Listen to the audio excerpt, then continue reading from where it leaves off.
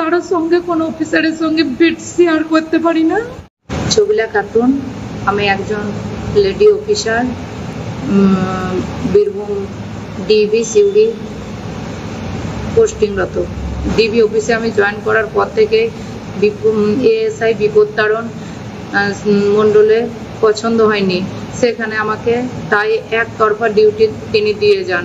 আমার মায়ের দুটো শরীর খারাপ হয়েছে, দুটো আশ্রমের মা, হসপিটালে ভর্তি করার মতো কেউ নেই, ওরা আমাকে ছাড়া থাকতে পারছে না।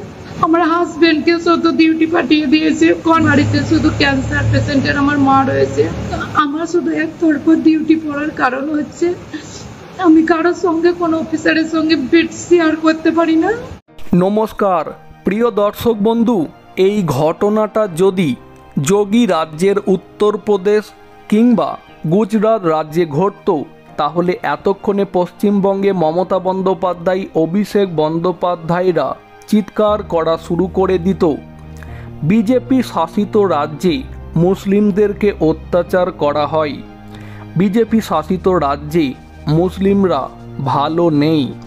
কিন্তু এই ভিডিও যেটা আপনারা দেখলেন, এটা বিজেপি শাসিত রাজ্য উত্তরপ্রদেশ, গুজরাট কিংবা মধ্যপ্রদেশ রাজ্যের কোনো ভিডিও নয়, এটা মমতা সরকারের পশ্চিমবঙ্গ রাজ্যের ভিডিও।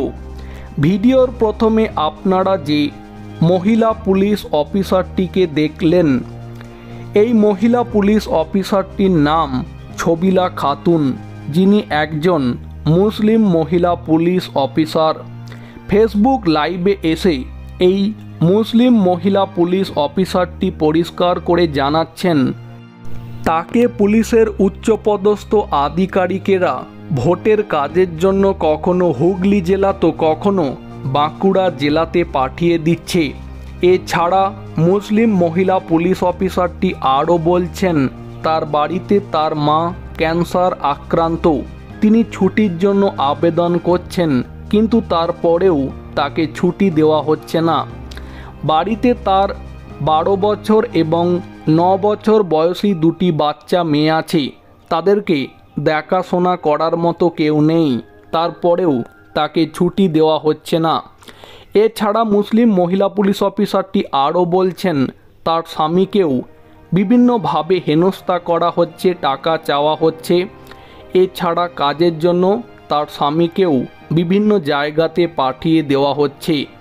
তবে সবথেকে উল্লেখযোগ্যভাবে মুসলিম মহিলা পুলিশ অফিসারটি যে বিস্ফোরক দাবি করছেন তা হল, উচ্চপদস্থ পুলিশ আধিকারিকেরা এই মুসলিম মহিলা পুলিশ অফিসারটির সাথে বেডে মানে বিছানায় একসাথে শোয়ার জন্য প্রস্তাব দিচ্ছে। ভাবুন কতটা রাজ্যের অবস্থা উচ্ছন্নে গেলে ঠিক এই রকম একটা পরিস্থিতি হতে পারে।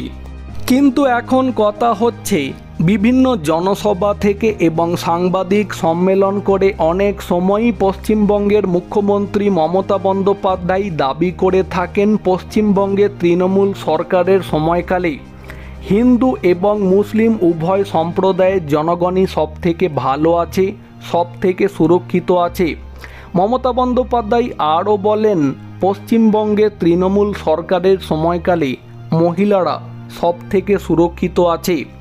যদিও অনেকেই বলে থাকেন মমতা বন্দ্যোপাধ্যায় মুসলিমদেরকে তোষণ করে থাকেন, কিন্তু এখন যা দেখতে পাওয়া যাচ্ছে, পশ্চিমবঙ্গে একজন মহিলা মুখ্যমন্ত্রী মমতা বন্দ্যোপাধ্যায় থাকার পরেও মুসলিমরাই তৃণমূল সরকারের সময়কালে সুরক্ষিত নেই। যেভাবে পশ্চিমবঙ্গে তৃণমূল সরকারের সময়কালে একজন মুসলিম মহিলা অফিসারকেই নোংরা পরিস্থিতির সম্মুখীন হতে হয়, তখন এই ঘটনার পরে আগামী দিনে এই বিষয়টিকে নিয়ে মুখ্যমন্ত্রী মমতা বন্দ্যোপাধ্যায় কী বলেন, সেটার দেখার অপেক্ষাতেই প্রত্যেকে আছেন।